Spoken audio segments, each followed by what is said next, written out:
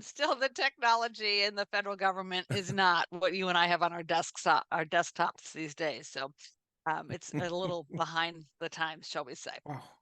But there are three big pieces to calculating each of our individual benefits. And the first is you have to know your full retirement age. It is not 65 anymore. That is long gone. Hmm. And it depends on the year you were born. So for me, I'm born July 20th, 1961.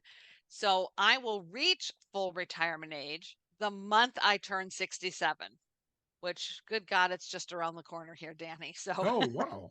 I wouldn't have guessed that. yeah, 2028, that's my year. Wow. But my husband is so much older. He hits it in 2027. Oh, So okay. yeah, he's 1960.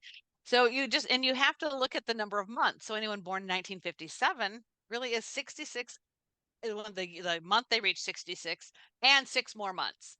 So you need to know your full retirement age because that's an important component, and it's where the calculation is anchored, is on your birth year and related full retirement age.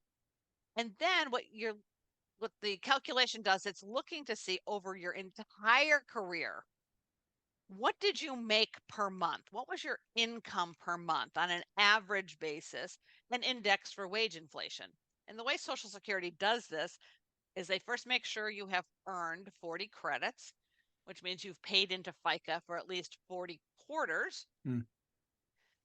Then there's the wage index is applied. So, the money that I earned back in 1979 is hardly the same buying power that today's dollars have. So Social Security has a wage index and it bumps everything up until you're age 59. And then everything just comes in as your current wages.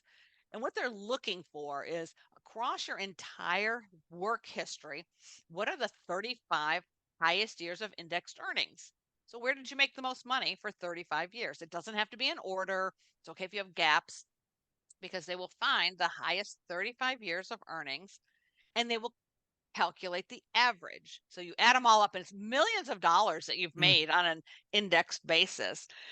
Divide by 35 years, divide by 12 months in a year to get your average indexed monthly earnings, or AMI, we call it.